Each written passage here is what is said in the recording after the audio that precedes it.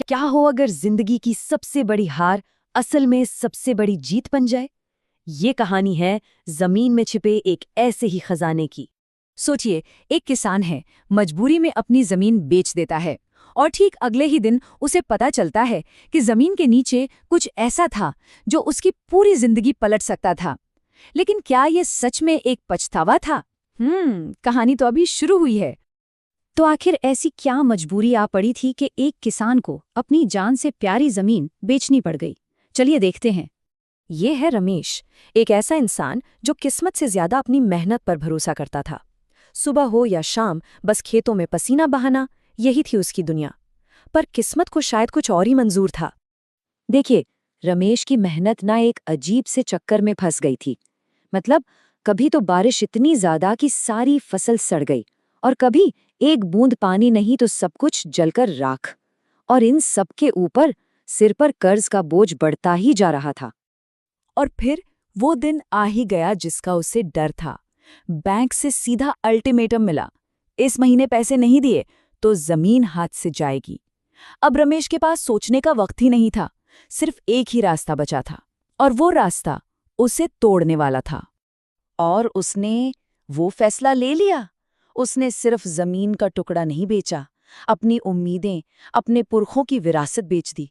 पर उसे जरा भी अंदाजा नहीं था कि आगे क्या होने वाला है। तो रमेश की कहानी का एक चैप्टर यहाँ खत्म हो गया, लेकिन जमीन बिकते ही एक नई कहानी शुरू हुई, और इस कहानी के अंजाम ने सबको हैरान कर दिया। तो जिसने जमीन खरीदी थी वो शहर का एक बड़ा बिजनेसमैन था, महेश। उसने कंस्ट्रक्शन के लिए जमीन ली। काम शुरू हुआ, बुलडोजर चला, और जमीन के अंदर से निकला एक पुराना संदूक। और जब वो संदूक खुला तो अंदर था सोने के सिक्के।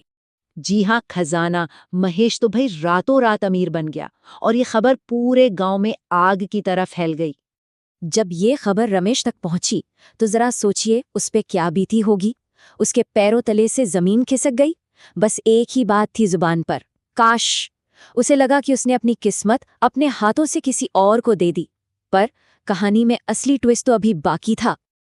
अब आता है कहानी में वो मोड़ जो सब कुछ पलट कर रख देगा, क्योंकि जो दिख रहा है वो सच है ही नहीं। उधर महेश अपनी किस्मत पर इतरा रहा था।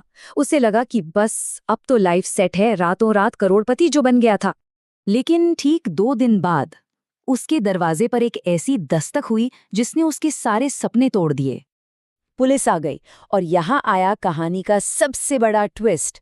पुलिस ने कहा ये खजाना सरकारी है और गैर कानूनी कब्जा करने के जुर्म में आपको गिरफ्तार किया जा रहा है। बूम! जो खजाना उसे अमीर बनाने वाला था, वही खजाना अब उसे जेल ले जा रहा था। तो फिर असली जीत आखिर हुई किसकी? चलिए इस कहानी के आखिरी हिस्से में पता लगाते हैं। दूर खड़ा रमेश ये सब देख रहा था, लेकिन उसके चेहरे पर पछतावा नहीं, बल्कि एक सुकून भरी मुस्कान थी।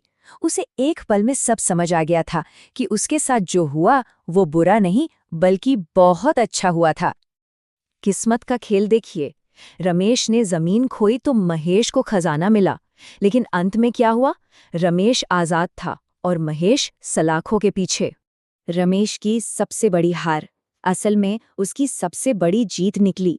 जमीन बेचकर वो उस मुसीबत से बच गया जिसमें अगर वो होता तो आज शायद वो भी जेल में होता। और ये कहानी हमें एक बहुत ज़रूरी सवाल के साथ छोड़ जाती है कि क्या कभी-कभी जिसे हम अपनी हार समझ बैठते हैं, वो असल में हमें किसी बड़ी तबाही से बचाने का कुदरत का तरीका होती है? सोचिएगा ज़रूर।